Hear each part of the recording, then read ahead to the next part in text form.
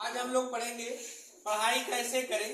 और चूंकि देखिए बोर्ड के एग्जाम का केवल 3 मंथ ही बचा है, मार्च में आपका एग्जाम होगा। ठीक है, तो यहाँ पे देखते हैं क्लास 12 में 5 विषय हमें पढ़ना है। ठीक है, इसको हम इस हिसाब से पढ़ेंगे कि मतलब थोड़ा बोरिंग भी महसूस ना हो, ज्यादा से ज्यादा पढ़ाई महसूस हो सके। इसको हम 3 भाग में डिवाइड करते हैं।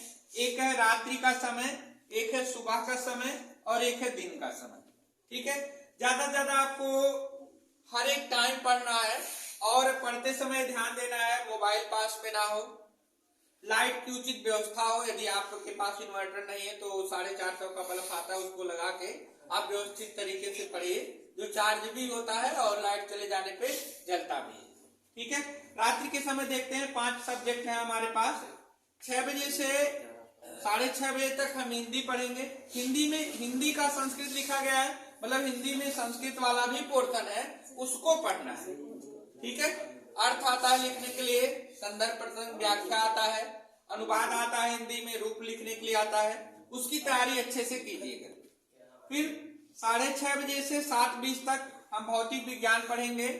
भौतिक विज्ञान पढ़ने के बाद हमें क्या करना है, बीच में थोड़ा सा टाइम मिलेगा, इसमें 20 मिनट जो है आप खाना वाना खा सकते हैं आराम से, कोई दिक्कत नहीं है।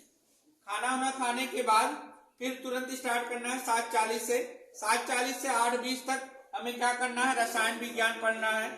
रसायन विज्ञान पढ़ने के बाद तुरंत 8:20 से 9 बजे तक गणित या जीव विज्ञान पढ़ना। जो लोग गणित पढ़ते हैं वो यहीं पे इसको रखेंगे गणित को, क्योंकि बाद में थोड़ा नींद आने लगेगी तो गणित बैठ के सॉल्व करेंगे तो दिक्कत नहीं होगी, इस तरह से सॉल्व हो जाएगा। फिर उसके बाद यदि जीव विज्ञान कोई लिया है यानी बायोलॉजी, तो भौतिक विज्ञान जीव विज्ञान को रिप्लेस कर सकता है, यहाँ बैठ के सवाल लगाएगा, जीव विज्ञान नहीं पढ़ सकता। अंग्रेजी जो है बाद में रखा गया, इसलिए रखा गया जो बाद में हम चीजें याद करते हैं, मेमोराइज करते हैं, वो चीजें हमें काफी समय तक याद रहती हैं।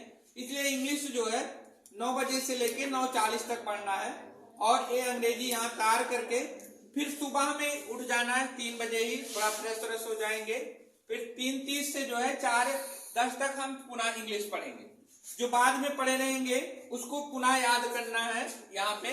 फिर 4:10 से 4:40 तक जो है हमें हिंदी का व्याकरण पढ़ना है। यहाँ हिंदी का संस्कृत वाला पोर्शन तैयार करेंगे, या फिर कोई जीवन परिचय हो गया, या फिर जो आते हैं नाटक वोटक वहां तैयारी करेंगे यहाँ से। और यहाँ पे केवल हिंदी का व्याकरण तैयार करना है। ठीक है, ये बहुत महत्वपूर्ण टॉपिक है, इसको तैयार कर लेंगे। फिर 4:40 से 5:10 तक रसायन विज्ञान पढ़ेंगे, 5:10 से 6 बजे तक भौतिक विज्ञान पढ़ेंगे और 6 से 6:40 तक गणित या जीव विज्ञान पढ़ेंगे। और यदि मान लीजिए आप कोचिंग जाते हैं सुबह के समय, तो इसको पहले बाद में एडजस्ट कर सकते हैं। दिन के समय जो समय बचता है, चाहे संडे हो या किसी कारण छुट्टी हो जाए, अब आगे देखिए शीतलहर पड़ने वाली है, उसमें 4-5 दिन की छुट्टी होती है, तो इस समय का उपयोग कीजिएगा। कम से कम 2-2 घंटे भौतिक विज्ञान का सवाल लगाएंगे, जो भी क्वेश्चन है उसको सॉल्व करेंगे।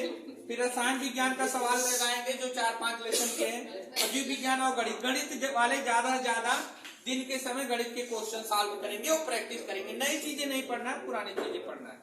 ठीक है, यदि आप इस तरह से नियमतः 3 माह तक इसको फॉलो करते हैं, 3 माह का टाइम है हमारे पास, दिसंबर, जनवरी और फरवरी। मार्च में आपका एग्जाम ही है, तो निश्चित रूप से आप देख लीजिएगा, यदि नियम के तहत फॉलो करते हैं तो 85 से 90% जो है आपके अंक आएंगे, 85 से 90% तक अंक आएंगे।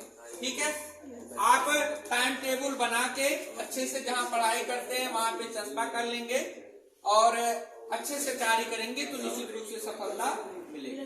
ठीक है, इंग्लिश और हिंदी पे विशेष ध्यान देना है और बाकी सब्जेक्ट में 30-30 अंक जो है प्रैक्टिकली मिल जाते हैं, उसमें ज्यादा दिक्कत नहीं। ठीक है, यदि वीडियो को पसंद आया तो लाइक कीजिए, सब्सक्राइब कीजिए, बने रहिए हमारे चैनल पॉन फ्यूचर कोचिंग सेंटर पे। मिलते हैं अगले वीडियो में, तब तक ले थैंक्स।